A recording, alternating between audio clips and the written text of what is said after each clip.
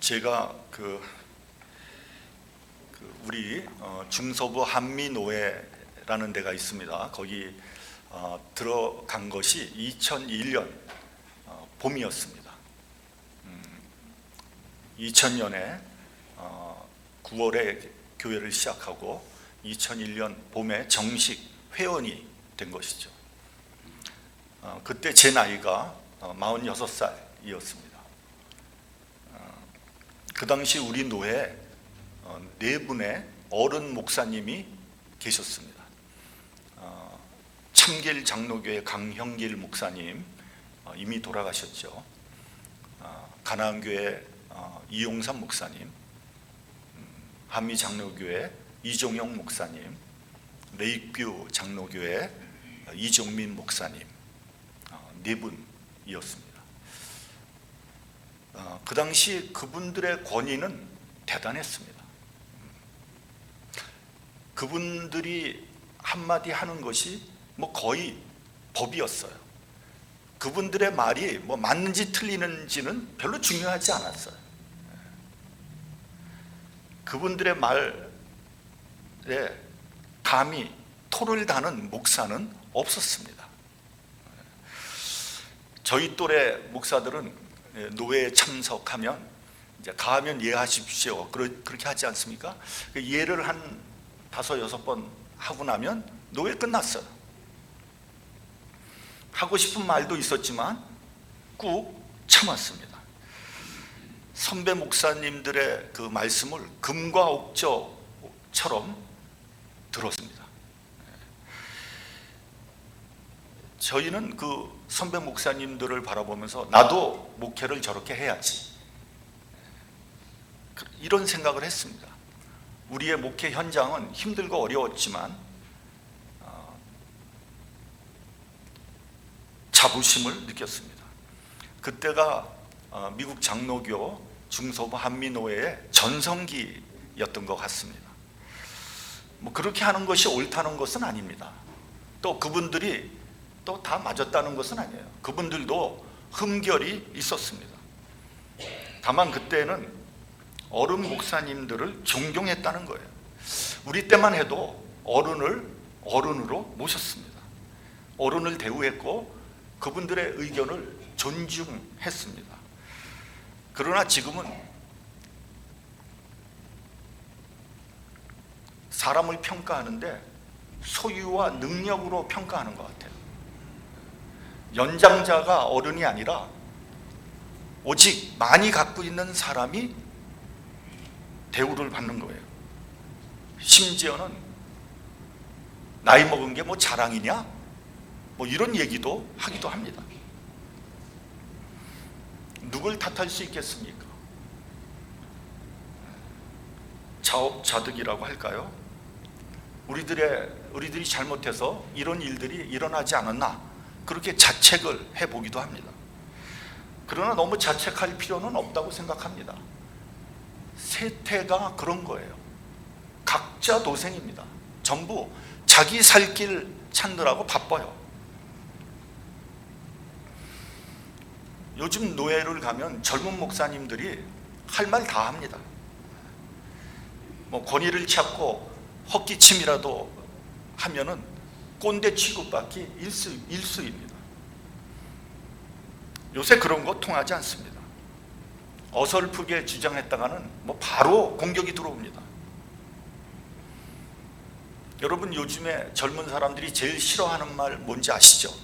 제일 싫어하는 말, 나 때에는 말이야, 이런 말을 제일 싫어한다는 거예요. 그래서 어쩌라는 겁니까? 바로 반응이 나오죠.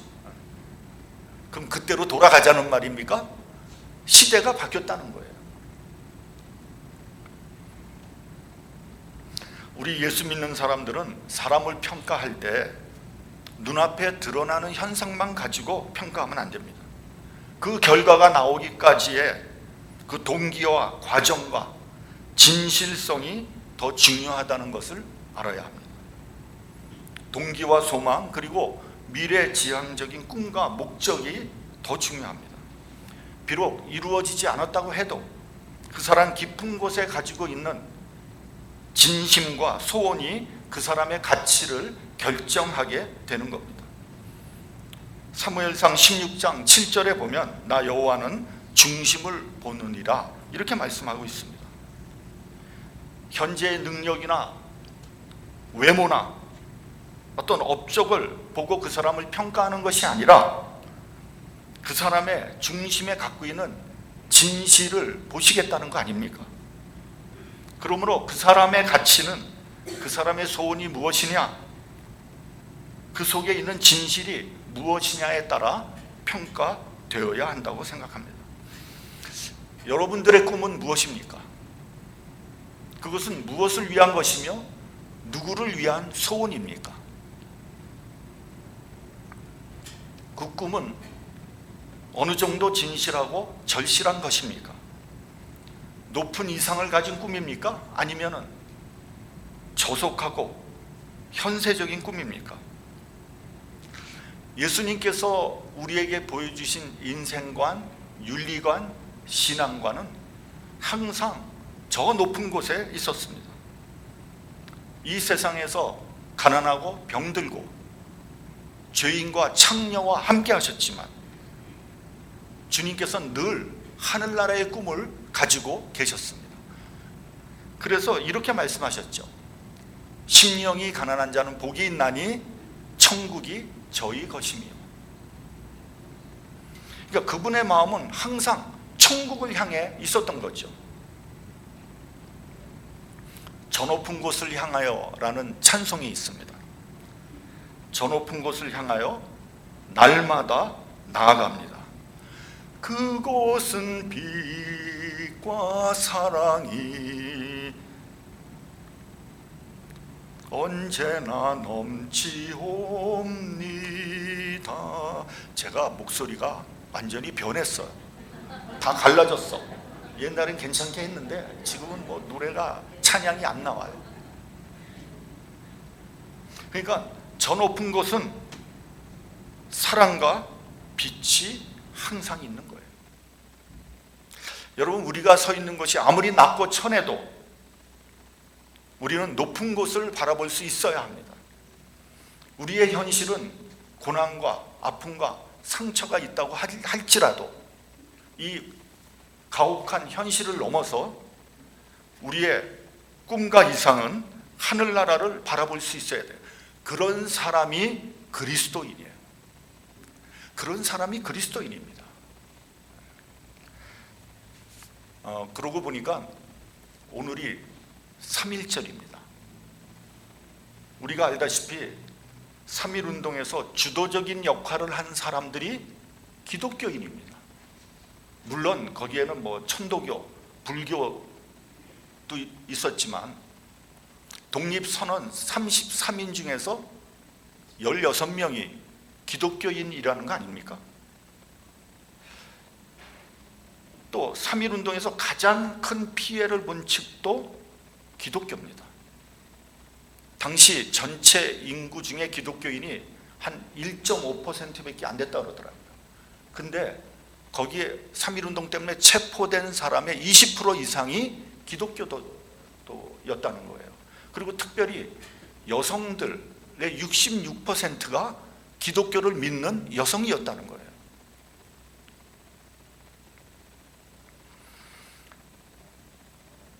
(47개의) 교회가 불에 타서 소실되었고요. 3.1운동 후에 생긴 상해 임시정부 요인들 중에 80%가 기독교 신자였습니다. 제가 작년에 북중 국경을 탐방하지 않았습니까? 그래서 중국 연변 용정이라는 곳에 명동촌이 있습니다. 거기를 방문했어요. 윤동주 시인, 문익환 목사님이 자라난 곳이기도 하죠. 그곳에 명동학교를 설립한 김학연 선생이 있는데 그분이 유학자였어요. 근데 그곳에서 기독교로 개종을 합니다. 그리고 얼마 후에 명동교회가 세워집니다. 그리고 그 명동천에 살던 동포들이 전부 다 기독교를 믿기 시작해요. 그리고 그곳에서 치열한 독립운동을 했습니다. 저는 이렇게 생각합니다. 한국 땅에서 기독교의 부흥의 시작은 1907년 평양 대부흥운동이었지만 그것은 개인적인 차원에서의 회개와 부흥이었다면 1919년 3.1운동은 기독교 정신이 사회적으로 국가적으로 큰 영향을 끼친 엄청난 사건이었다. 전 그렇게 생각을 합니다. 이때부터 우리나라를 이끈 시대 정신은 기독교였다고 생각을 합니다. 그리고 그 당시에 우리나라를 이끈 성각자들의 대부분이 기독교인이었습니다. 고려시대가 불교를, 조선시대가 유교를 시대 정신으로 삼았다면 조선이 망하고 난 다음부터 지금까지 우리나라 정신을 이끈 시대 정신은 누가 뭐라 그래도 단연코 기독교입니다. 예수께서 너희들은 이 세상의 빛과 소금이 되라고 말씀하셨습니다. 그러니까 교회에서 성령 충만한 것이 아니라 이 세상에 나가서 기독교인으로 살아야 된다는 거예요. 그래서 이 세상에 우리 기독교 정신으로 큰 영향을 끼쳐야 되는 거죠. 요즘 소금이 맛을 잃어버리면 밖에 버려져서 사람들이 밟고 다닐 거라고 그렇게 말씀하셨습니다. 요즘 우리 기독교인들이 조롱의 대상이 되고 있습니다. 그런데 더 큰 문제는 왜 조롱의 대상이 되고 있는지를 잘 모르고 있다는 거예요. 소금이 맛을 잃어버린 거예요. 용서와 사랑을 말하지만 용서하지도 사랑하지도 않습니다. 교회에서 여러 가지 비리와 충문이 흘러나오고요. 목회자들이 돈과 이성과 세습 문제로 세상을 어지럽히고 있습니다. 제가 제일 보기 싫은 게 뭐냐면요, 대형교회 목사님들이 조창기도회라는 이름으로 권력자들 앞에서 아양을 떠는 거예요. 언제부턴가 기독교가 세상의 권력과 재물 앞에서 한없이 약해졌어요. 서슬퍼런 권력자 헤롯 앞에서 그의 비리와 불의에 대해서 담대하게 외쳤던 세례 요한과 같은 그런 목회자들이 나와야 되지 않겠습니까? 언제 예수님이 세상 권력자의 비유를 맞추셨습니까? 오히려 권력자들과 종교 지도자들의 미움을 받아서 십자가에 달린 것 아닙니까? 지금은 교회가 세상을 걱정하는 것이 아니라 세상이 교회를 걱정하고 있습니다. 이런 마당에 예수 믿으세요 전도를 하면 뭐라 그러겠어요? 당신들이나 잘 믿으세요. 그럴 거 아니겠어요? 저는 지금이 기독교의 최대 위기라고 생각을 합니다.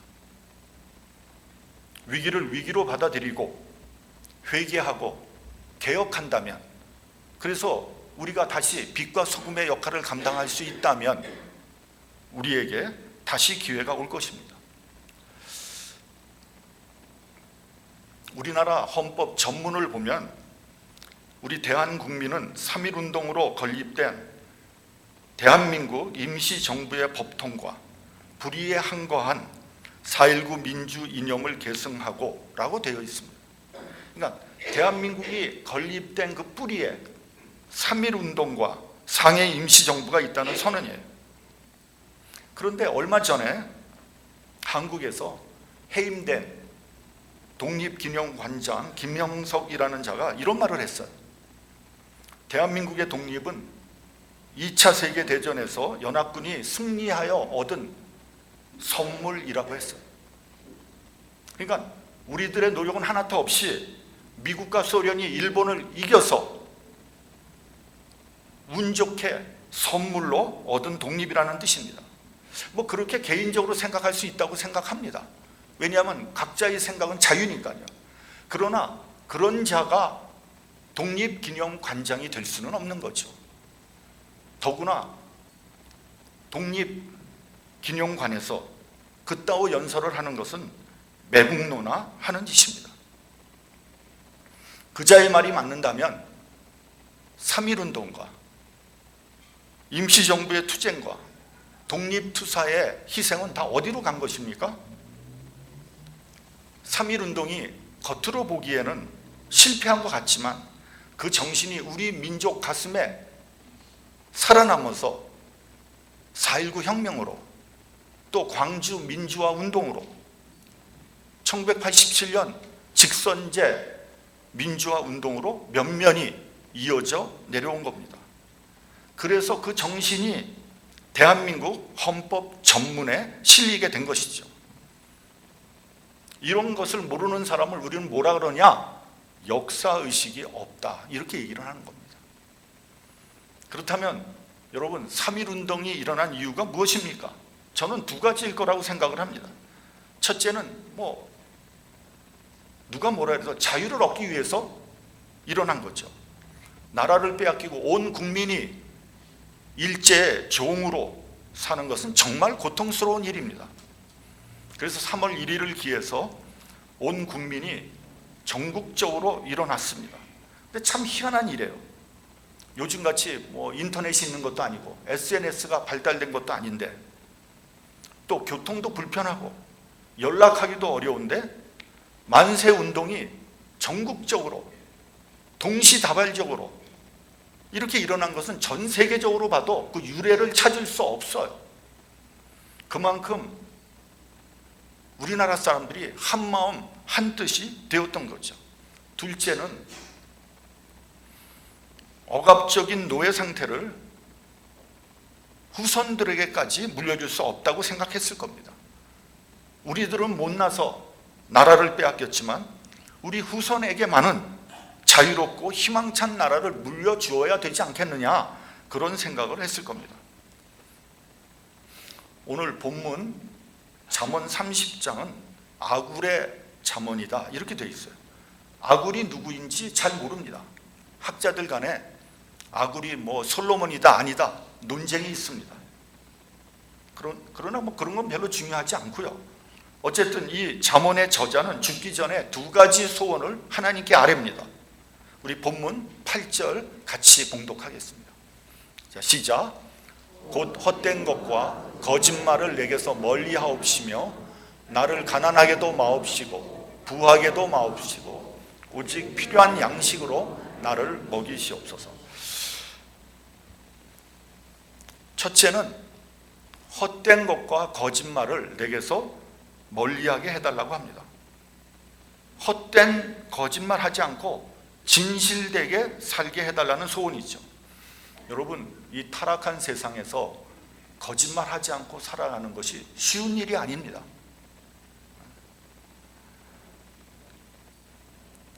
우리는 알게 모르게 의도하지 않지만 어쩔 수 없이 거짓말을 할 때가 있습니다. 그것을 하얀 거짓말이라고 하지 않습니까? 악의가 없어요. 오히려 상대방을 위해서 거짓말을 하는 거예요. 그런 경우가 있다는 거죠. 고대 유대교에서 거짓말에 대해서 치열한 논쟁이 벌어졌다고 합니다. 예를 들면 이런 겁니다. 결혼식 날 보니까 신부가 예쁘지 않은 거예요. 그럴 때 보수적인 학파의 사람들은 신부가 예쁘지 않으면 예쁘지 않다고 말을 해야 된다는 거예요. 그게 진실이니까요. 근데 진보적인 학파는 뭐라 그러냐면요, 그것도 결혼식 날 새색시에게 어떻게 예쁘지 않다고 얘기를 하느냐, 예쁘지 않더라도 예쁘다고 말해도 된다고 그렇게 가르쳤어요. 여러분은 어떻게 생각하십니까? 여러분은 어디를 택하겠습니까? 저는 후자입니다. 어떻게 여성에게, 그것도 결혼식 새색시에게 예쁘지 않다고 얘기할 수 있겠습니까? 그 평생 상처가 되는 말 아닙니까? 실제로 예쁘지 않더라도 너무 예쁘다고 얘기해 줘야죠. 그게 맞는 거 아닙니까?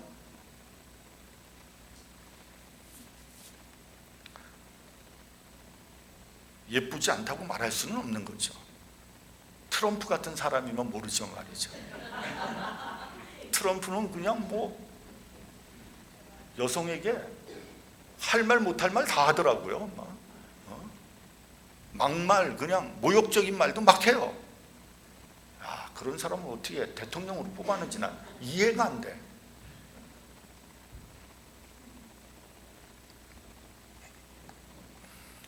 진실하게 살려고 애쓰는 사람은 진실하게 사는 것이 얼마나 어려운지 압니다. 이번 구정 때 우리 식구들이 좀 모였어요. 제 여동생 내외와 담소를 나누는데, 제 여동생이 뭐라 그러냐면, 오빠, 나이가 먹을수록 신앙생활이 어려워진다는 거예요. 제 매제는 목사님이고 제 여동생은 사모 아닙니까? 다 리타이어 했지만, 그런데 그런 사람들이 하나님 뜻대로 산다는 것이 갈수록 어렵다는 거예요. 그래서 제가 신앙생활이 어렵다고 느껴지면 괜찮은 상태다, 그렇게 제가 얘기를 했어요. 내 믿음이 좋다고 생각하는 사람, 내가 하나님의 뜻대로 산다고 생각하는 사람이 진짜 문제 아닙니까? 그런 사람들이 교회에서 모든 문제를 만들어내지 않습니까? 여러분, 예수님이 제일 미워한 사람들이 누군지 아시죠? 바리새인과 서기관들입니다. 소위 종교 지도자들이죠. 왜 그들을 그토록 미워했습니까? 외식했기 때문에요. 외식이 뭡니까? 영어로는 히포크리트라고 하는데, 이 말은 그리스어에서 나왔다는 거 아닙니까? 연극하는 자, 혹은 거짓으로 위장하는 그런 뜻이에요. 그러니까 겉으로는 경건한 척하지만 속으로는 타락한 사람, 겉으로는 깨끗한 척하지만 속은 더러운 사람, 겉으로는 진실해 보이는데 속은 사기꾼이에요. 여러분, 명심하십시오. 사기꾼들이 그렇게 진실하게 보인다는 거예요. 그러니까 다 속아 넘어간다는 거 아닙니까? 언젠가 연쇄살인범의 얼굴이 언론에 공개된 적이 있었습니다. 저는 그 얼굴을 보고 깜짝 놀랐어요. 아니, 저런 사람이 연쇄살인범이라고? 얼굴이요, 꽃미남처럼 곱게 생겼어. 어떻게 저런 사람이 연쇄살인범이냐고. 그러니까 그자가 눈짓을 하면 여성들이 다 넘어왔다는 거예요. 그래가지고 집으로 끌고 와서 강간하고 죽여버린 거예요. 소위 범죄형이라고 말하는 좀 우락부락하고 좀 험상궂게 생긴 사람들이 오히려 순진하고 착하다는 거예요. 그래서 아까도 말했지만 선지자 사무엘도 실수했다는 거 아닙니까? 이새의 첫째 아들 엘리압을 보고 너무 마음에 들어서 저자야말로 바로 이스라엘의 왕이 될 자다, 그렇게 생각했는데 하나님께서 뭐라고 하셨습니까? 그 용모와 신장을 보지 말라. 사람은 외모를 보거니와 나 여호와는 중심을 보느니라, 이렇게 하셨어요. 그러니까 여러분, 사람을 겉만 보고 판단하지 마십시오. 두 번째 소원은요, 필요한 양식을 달라고 했어요. 주기도문에 보면 일용할 양식을 구하라고 했습니다. 또한 나를 가난하게도 마옵시고 부하게도 마옵소서라고 기도했습니다. 9절에 보면 내가 배불러서 하나님 모른다고 할까 두렵고 가난하여 도둑질하여 하나님의 이름을 욕되게 할까 두려우니 가난하게도 부하게도 말고 다만 필요한 양식을 달라고 했습니다. 여러분, 얼마나 겸손한 기도입니까? 프랑스의 문호 빅터 위고가 쓴 레 미저러블이라는 소설이 있죠. 주인공 장발장이 너무 배가 고파서 빵을 훔치는 그런 장면이 나옵니다. 우리나라 속담에도 사흘 굶어서 도둑질 안 하는 사람 없다, 이런 말을 합니다. 너무 가난하면요, 살기 위해서 불의를 저지르기도 하고요, 양심과 진실을 팔아버리고 비굴한 인간이 되기도 합니다. 그래서 가난하면 자유롭지 못한 거예요. 반대로 부자가 되면 교만해져요. 많이 가질수록 더 많이 가지려고 해요. 나중엔 하나님도 두려워하지 않습니다. 그래서 가난할 때는 괜찮은 사람이었는데 부자가 되고 나서 교만해진 사람들 너무 많습니다. 이것이 인간의 한계예요. 그런 생각을 해봤어요. 가난은 개인의 책임인가? 개인의 무능력인가? 아니면 사회적인, 제도적인 문제인가? 만약에 제도적인 문제라면 그럼 뭔가 조치를 취해야 할 거 아닙니까? 언제까지 잘못된 제도를 계속해서 유지하겠습니까? 여러분, 현대 자본주의의 가장 큰 문제는 누가 뭐라 그래도 빈부격차예요. 부자는 점점 더 엄청난 부자가 되고요, 가난한 자는 아무리 열심으로 일을 해도 가난에서 벗어나지 못합니다. 그 통계가 그걸 말해주고 있어요. 지금 미국의 중산층들이 사라지고 있다는 거 아니에요? 미국 그 소득 순위 50% 이하의 소득을 40년 전에 50% 이하와 비교를 해보니까 오히려 소득이 더 줄었다는 거예요. 그러니까 가난한 사람들은 점점 더 가난해지고 있다는 거예요. 여러분, 미국 그 소득 하위 40%는요 체킹 구자에 400불이 없다는 거예요. 400불이. 믿기 어려운 통계 아닙니까? 반면에 상위 1%가 미국 부의 대부분을 다 차지하고 있다는 거예요. 여러분, 이것은 공정하지 않지 않습니까? 여러분, 그 수백억 달러, 수천억 달러가 그 사람의 능력이 좋아서 그 사람이 잘나서 그렇게 번 것 같아요? 그럼 그 밑에서 일하는 그 많은 사람들의 수고는 다 어디로 간 겁니까? 그 사람들을 그렇게 부자로 만들어 놓은 제도, 그런 거에 큰 도움을 받은 거 아닙니까? 불공정한 거죠.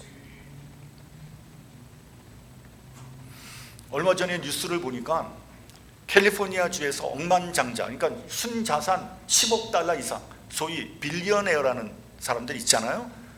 이 사람들에게 1회에 한해서 자산의 5%를 부유세로 거두어 드리겠다, 그렇게 했어요. 그랬더니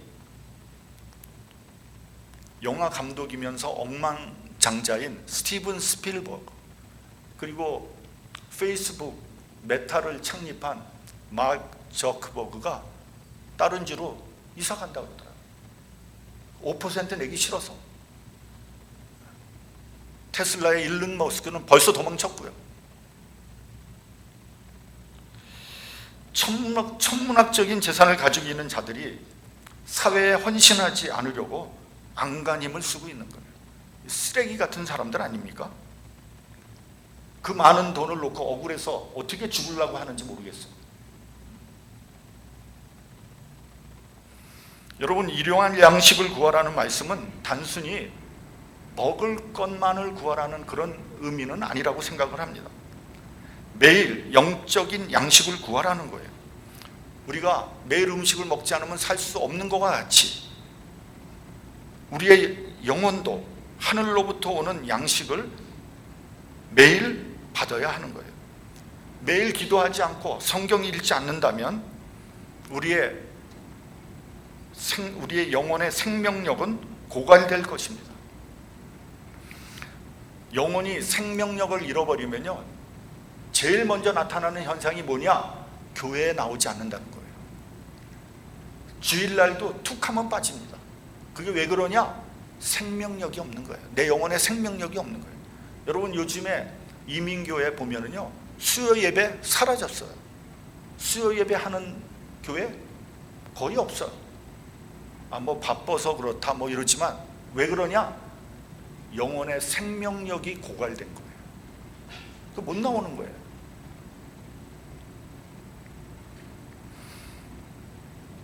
여러분, 장로님들은요, 뭐 주일날은 물론이고 제일 먼저 나와야 되고요, 교회의 모든 공식적인 모임에 장로님들은 다 나와야 돼요. 빠지면 안 돼요.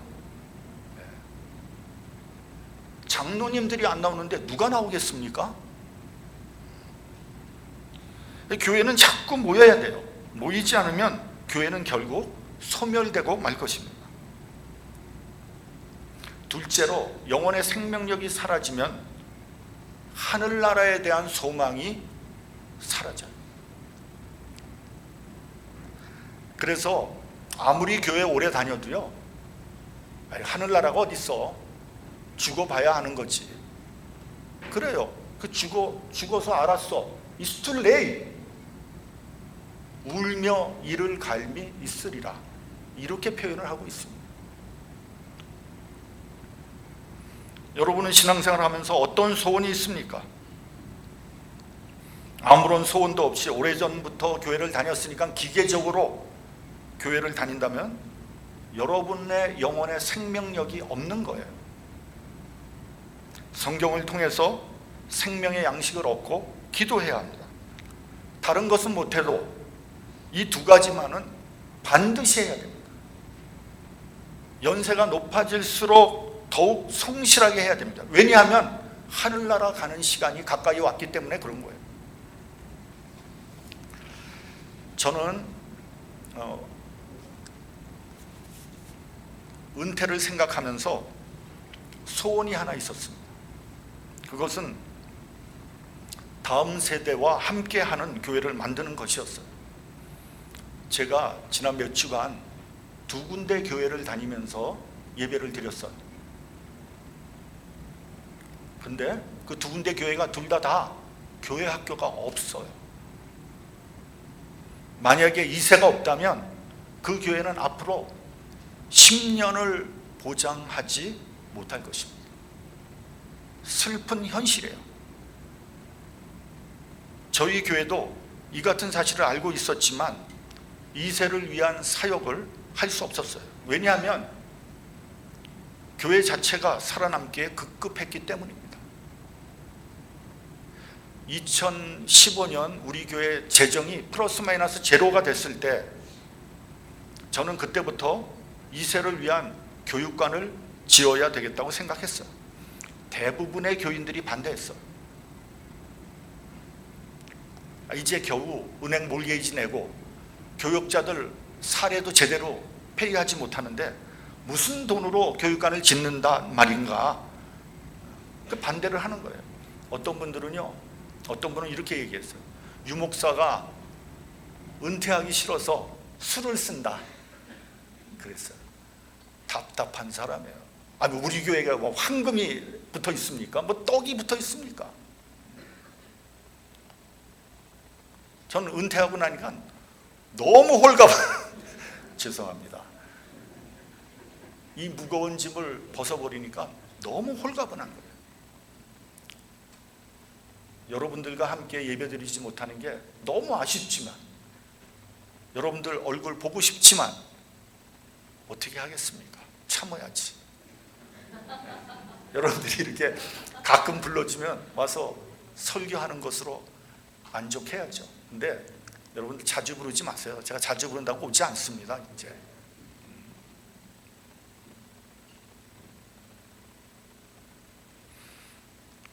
지을 수 있을지 못 지을지 모르지만 꿈은 꿀 수 있는 거잖아요. 꿈은 꿈꾸는 데서 뭐 돈 드는 거 아니잖아요.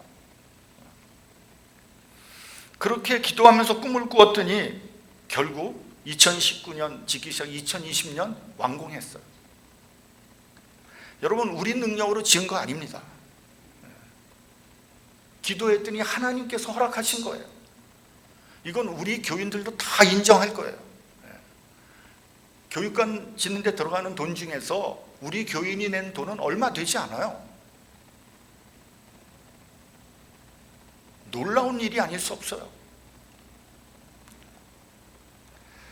그리고 또 전혀 의도하지 않았지만 하나님의 도움으로 2023년부터 한국학교가 만들어졌어요. 한국학교에 5, 60명의 어린아이들이 모여서 배우고 있어요. 어떤 사람은 그럽니다. 한국학교가 무슨 교회에 도움이 되겠느냐.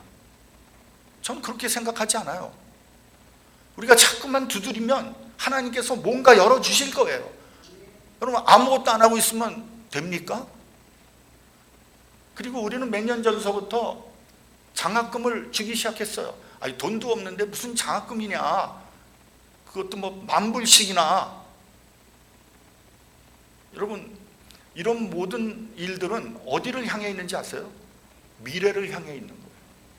이세를 향해 있는 거예요. 왜 이런 일을 합니까? 돈도 없는데, 교회도 그렇게 크지도 않는데.